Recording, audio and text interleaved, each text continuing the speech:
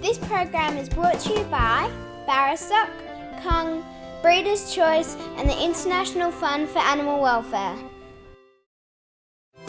This program is brought to you by Barristock, Sandy Simons, Coastal Dog Training and Finoan Pet Cremations.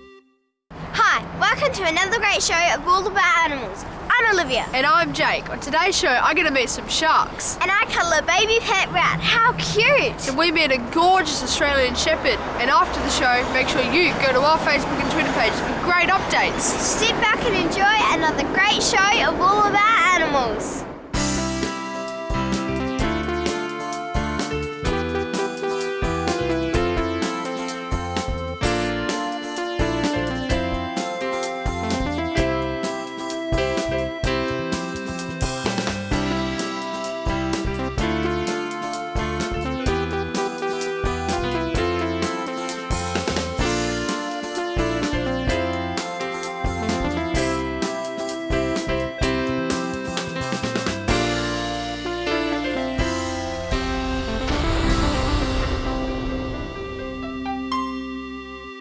We're here at Ocean World Manly to speak to Tony about all the sharks that he has. So Tony, what type of sharks do you have here at Ocean World Manly?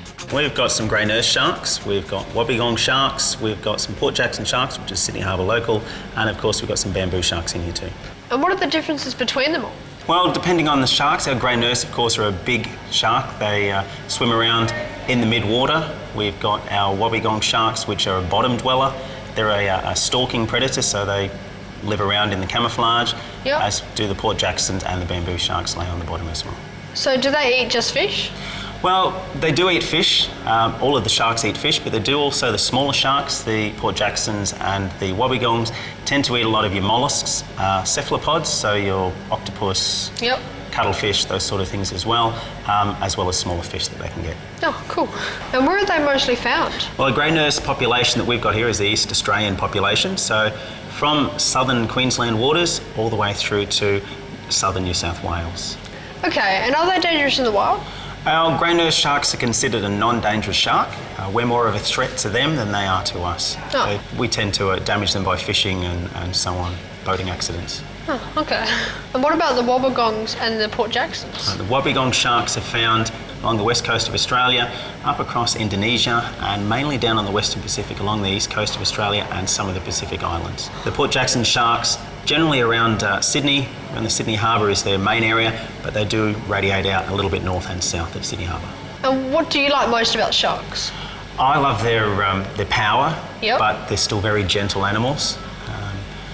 When you're in with a shark, you can feel and sense their power that they have with them, and yet they're not forceful about it. So they're not a danger to us, so they're very friendly.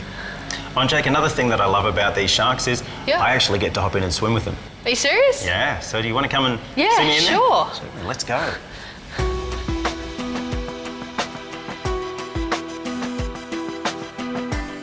Well, it was amazing to stand under the tank at Ocean World Manly and watch Tony diving with the sharks.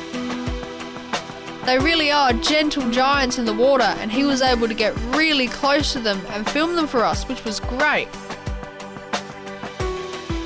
It's actually quite relaxing to stand there and observe the amazing wonders of the oceans. So for more information, go to oceanworld.com.au. Today we're looking at the beautiful Burmese cats.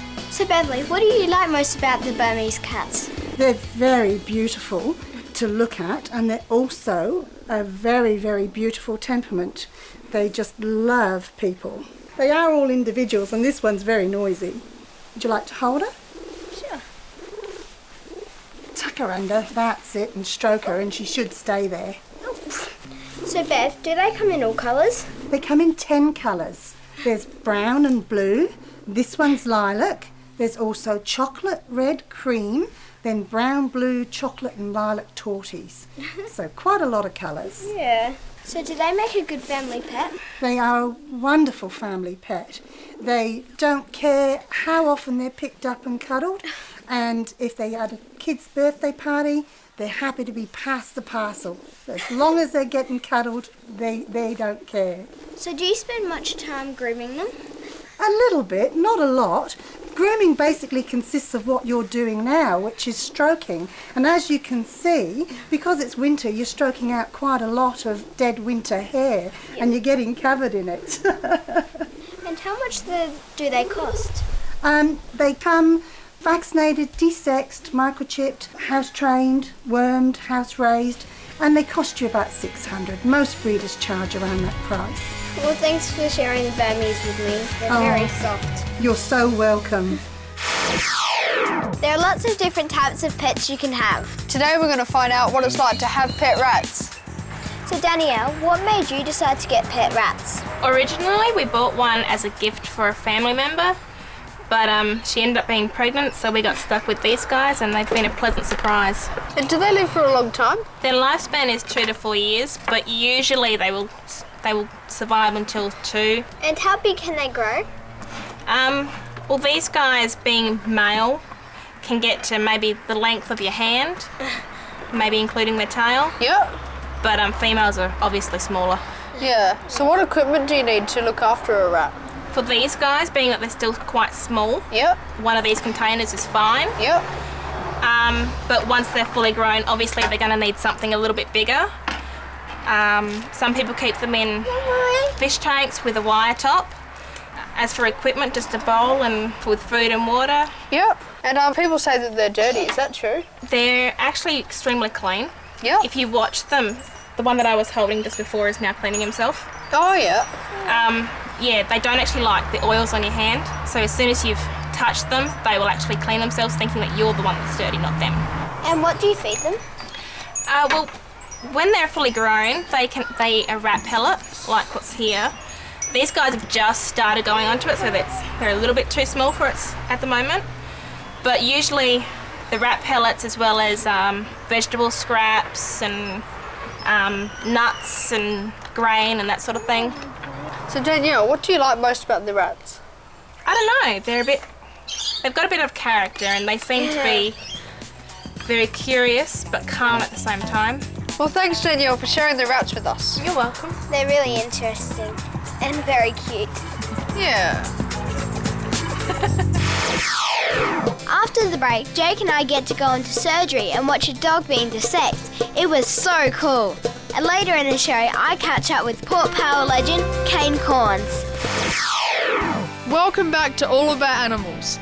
Now, Olivia and I were really fortunate because Dr. Paul Crocker at Roseworthy's Companion Animal Health Centre invited us to join him in surgery.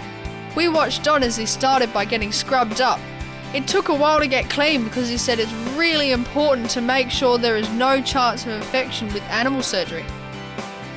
Then it was time for Dr. Crocker to start operating. Today a dog was being dissected. This is a really important part of being a responsible pet owner to make sure that unwanted pups aren't born. There are already too many strays and unwanted animals in animal shelters and rescue centres, and they cost a lot to look after and rehome, so dissecting your dog is essential. Dr. Crocker started by cleaning the area he needed to operate on. Olivia and I watched on trying to get a close look at what was happening. It was actually really interesting and was over so quickly. Vets like Dr. Crocker are so experienced that they can do surgery like this quickly and safely. Now that the main part of the surgery had been completed, Dr. Crocker had to stitch up the wound area so that the dog could heal properly. We still had a few questions to ask though. So what's the suitable age to get your dog desexed? Well, most places will desex dogs at about 6 months of age. Little dogs you can desex a tiny bit earlier, and larger dogs you can desex a bit later, but 6 months is usually when we think about doing it. Alright. So how old is Barrett? He's 4. It's 4, so... Yeah, so he's an ex-racing greyhound, that's why he wasn't desexed. So he used to be a racing greyhound, but he is now retired from racing, and so the greyhound adoption program is finding him a new home. And he's going to spend a few weeks with us first and then go off to home. So they don't usually desex the racing greyhounds. Well, that was a really cool experience, and we are so glad we could watch Barrett being dissected.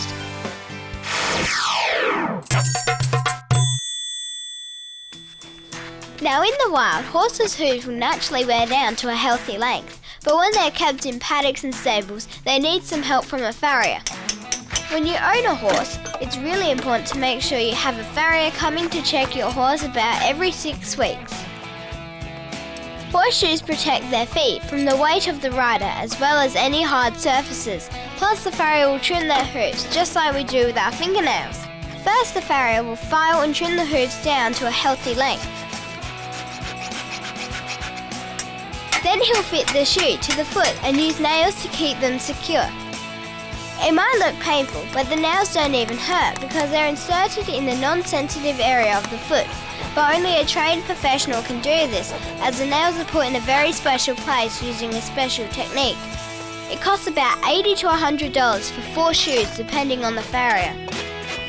For more information, go to 4xfarm.com.au. Hey Olivia, are you ready for today's joke? Yeah. Okay, this is sent in from Lachlan Johnston of Maddington, WA. Okay, what do you call a kangaroo mixed with a sheep? Dunno. A woolly jumper. See if you can make Olivia laugh. Send your animal jokes to info@allaboutanimalz.tv. Hi, today we've been invited to be ambassadors to National Threatened Species Day in Sydney. So come on guys, let's go check it out. It's going to be so much fun. Oh yeah? This is a really, really important day because it's a day for celebration, but also a day to mark the loss of the last Tasmanian tiger. But it's also a day for celebration, celebrating the wonderful and unique wildlife that we have on land and in our oceans. And some of those are very, very special animals, as you can see, Bruce here that Kerry's holding. We have monotremes, platypus. We have some very unique creatures in this wonderful country of ours. And we're going to speak to Michael from Wildlife Sydney. What cute animal do you have? Today we've got Chris over here. At the moment he's got a little very young sugar glider in his hands here. Okay, and is there any way that we can help the sugar gliders? Some of the basic things we can do to help our wildlife is ensure that we're all very responsible pet owners. We keep our cats in at night. We always know where our dogs are. So guys, this is Nara. Oh, She Nora. was born in May. So what can the public do to save these dingoes? The biggest threat, as we know, facing dingoes is them interbreeding with domestic dogs. Crossbreeding, yeah. So the best thing we can do, Yeah. we can have our dogs desexed. Well, thanks for chatting to us today about Nala. Very welcome, guys. This is one of our little critters. He's a green tree frog. Like a lot of our native Australian animals, their population is declining. And what are the biggest threats? Habitat loss is a huge problem for all species all over the world, and particularly for frogs is a big problem with water quality. So if we pollute our waterways, really important habitats, then we're going to lose frogs. If the water is dirty, the frogs cannot survive. Thanks for your time. No worries, you're welcome, guys. This is a Woma python, and Woma pythons are found in Central Australia. They live in sandy deserts and they shelter in burrows. There's less than 1,000 in the wild. Not many left. Really, just 1,000? And what can the public do to save these animals? The biggest threat facing Woma pythons these days is the loss of habitat. So can we hold it? Yeah, guys, do you want to help me? Yep, sure. You ready? Come closer together. Ready? Wow. Wow. How does it feel, guys? Feels quite weird, actually. Yeah. You can feel all the muscles in it, and yeah. Wow, that was great. Jake, what was your favourite animal? My favourite animal was a dingo. What was yours? Mine was a green tree frog. It was really cool. And make sure you remember just how important our native animals are. Stay with us because after the break, Olivia gets to know some of the horse riders at Riding for the Disabled, and then she drops into Kane Corns' house to meet his family and learn about his footy career. Welcome back to All About Animals. Today, I'm visiting Riding for the Disabled in South Australia to have a look at the great work they do for children. Hi Kay. Hi Olivia. So can you tell us what Riding for the Disabled does? Riding for the Disabled provides horse riding as recreation and therapy for people with disabilities. We can take people from the age of 3 through until 80, but most of our riders are school age, so they might be teenagers, anyone from about 8 through until 12. So what are the main benefits to the riders?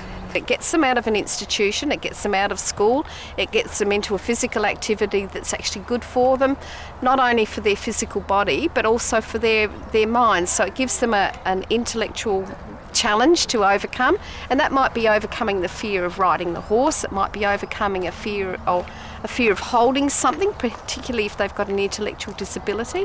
And sometimes it might even be something as simple as them learning to speak and learning to interact with another person or with the horse. And what sort of feedback do you get from the riders? Well, what we get from the riders and from the parents is that they learn to interact with the riders learn to interact with the animals very much. They form a bond with the animal. The stories that we have of riders that have actually spoken for the first time at RDA, I've heard a dozen of them since I've been with RDA, and they're quite amazing because the rider would get out of the car and go charging across to get on their horse and say, "Mickey, Mickey, Mickey," and that might be the first time that person has ever spoken in their lives. So how many volunteers do you have at RDA? Well, all of the volunteers across South Australia, we have nearly 500, and they support about 400 riders that we have that ride every week with RDA. At this particular centre, there are about 45 volunteers. And how can the public help? Well, the public can help RDA in very simple ways, which is the biggest way is just to make donations to help our Covered Arenas project or to help us look after our horses.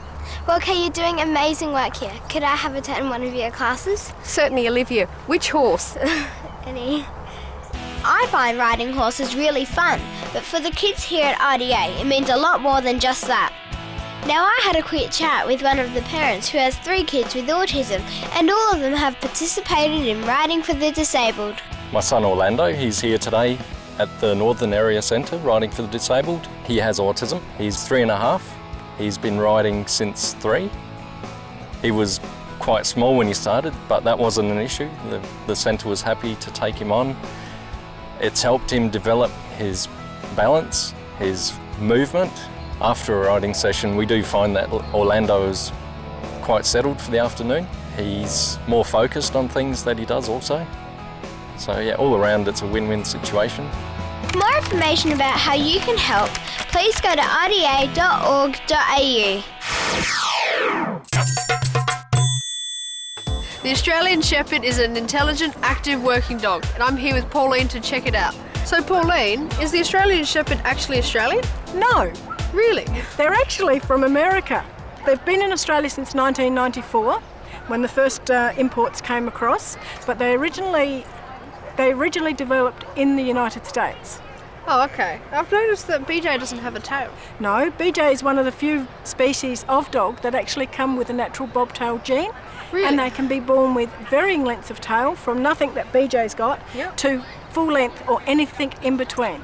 So I would imagine that being a shepherd dog, it would need lots of exercise? Yes and no. Good half hour a day is required, but they're really a people dog. Yep. They love doing what their people are doing. So if you're lounging around inside watching TV, playing a video game, they're probably at your feet, asleep. But if you're a type of person that wants to go for a 5K run, they'll be with you all the way. And do they need lots of looking after? In the respect of coat, probably a good groom once a week. Yep. Just to sort of make sure there's no knots and burrs. I generally check my dogs, especially in burr season, every day, just run my hands through the coat and just pull out any burrs. But they're not a hard coat to look after. So what were they originally bred for? The Australian Shepherds were bred for their versatility. Yep. They're a very versatile herding dog. In Australia, we actually herd with them, we compete with them with ducks, sheep and cattle. Oh, cool. All right, so they are they're known for their versatility. That's what they were bred for. Oh, that's good. Yeah. How much do these cost?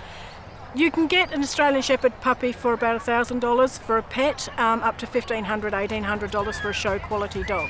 Oh, cool. Well, thanks for sharing the Australian Shepherd with me. That's no problems anytime. Today's celebrity pet owner is Kane Corns from Port Power, so let's go meet his family and his pet dogs. So Kane, when did your football career start? Well, I started playing when I was about 3. My elder brother Chad was older than me and he played a lot of footy, and also my dad played footy for Glenelg when he was a young man. So I loved footy from a young age, and that's when I became really passionate about it. And how many games have you played? Yeah, so I've played 223 games for Port. That's just my AFL career, and I've played a few games in the SANFL for Glenelg, probably about 30. And how many hours do you spend training each week? Yeah, well, we train a lot. Football is our full-time job, so just like your parents at home go to work each day, that's what I do as my job. So it's pretty much full-time, so anywhere from sort of 8 in the morning till 3 or 4 in the afternoon. So what would be the highlight of your career? Well, in 2004, I was lucky enough to play in the grand final that Port Adelaide won, their first and only grand final so far. So that's what all footballers play for, is to play in a winning grand final, and in that game I got to play with my brother Chad, so it was a great highlight for myself and my family. So Lisa, you write a column in the Sunday Mail. What do you write about? Well, Olivia, it's an insight piece, so I write about a real mixture of things from parenting. I even wrote a column about our dog Boss, a real mixture. Kane, what breed are they? Yeah, they're both miniature schnauzers, so we really love the miniature schnauzer because they're so good with kids, and obviously that's important for us because we've got 3 kids. Yeah, Raph, and also they don't drop hair, so they're really good to keep the house clean and all that sort of thing. So Mavis is only a puppy. Why did you decide to get him? Because we lost him, and you see he's in heaven. That's right. Well, it was really nice meeting you all, and I love you, dogs. Thanks for your time today. Hey, thanks for coming. Thank you, it was our pleasure. It's now time for me to do my viewers' pets in front of the Sydney Opera House. Thanks for setting them in. I love looking through them all. Let's show you 3 viewers' pets right now. 7-year-old Priya from Adelaide, SA has 2 goldfish, Fanta and Squash. She says goldfish don't have a stomach, so they need to eat small amounts of food regularly. Goldfish can't close their eyes, so they have to sleep with their eyes open, and usually at the bottom of their tank. The oldest goldfish ever recorded reached 43 years of age. They say goldfish are the most popular pets in the world. Devon, aged 11, and Bianca, aged 9, from Corrine, WA, with their pugalier called Scarlet. They say Scarlet is very lovable and cute and looks a bit like a small boxer. Scarlet loves to eat the cat's food when she isn't looking, even though she's scared of the cat. Scarlet likes to sit on tables instead of sitting on the floor like other dogs. She loves going for long walks, but usually runs instead. She's got a lot of energy. 7-year-old Reese from Happy Valley, SA, has a new puppy called Coco. Reese says she's a black and tan Cavalier King Charles Spaniel who loves to stand on her hind legs. She's a really fast learner and actually prefers people to other dogs. She is a little thief who likes to steal things from his house and take them out to the backyard to chew on them. A famous artist called Kitty, who lives on the other side of the world, picked out Coco and did a drawing of her. Weren't they fantastic photos? You can have your photo shown on our show too. All you have to do is email 3 photos of you and your pet plus 5 interesting facts to info@allaboutanimalz.tv, and make sure you go to our website to enter our great competitions and maybe win some amazing prizes for your pet. We hope you enjoyed watching another great show of All About Animals. Make sure you go to our Facebook and Twitter pages so you can keep up to date with what we're doing. Oh, and remember to check out the great competitions on our website. And thank you for watching All About Animals. See you next time. Well, that's it for Season 2. We hope you enjoyed watching the exciting animal adventures we shared with you. Stay tuned as Season 3 is just around the corner.